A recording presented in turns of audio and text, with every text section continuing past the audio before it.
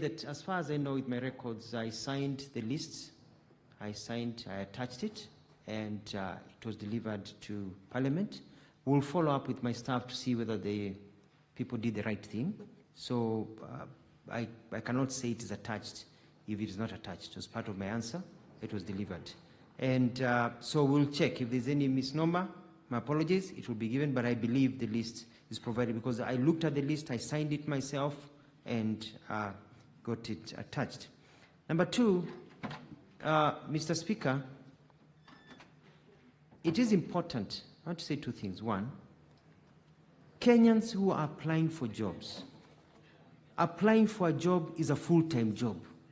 If you want to apply for a job and you want to go and work in India, in Turkey, in Saudi Arabia, in many countries, if you're applying for a job, you do research about the job from wherever you are. And you may not have a smartphone, but you're a young man, and the Gen Zs who are applying for this, they have access. They can talk to somebody with a smartphone, and they can be able to look. What I want to tell Kenyans is this: be very careful about recruitment agencies that come to your village and tell you they're recruiting you and they want you to send you to overseas, and that you need to pay them some money to process your documents. That is why we have this list that is alive. And I know paper is important because the list I may even give you, the list I've given you on paper, has already changed because it is live.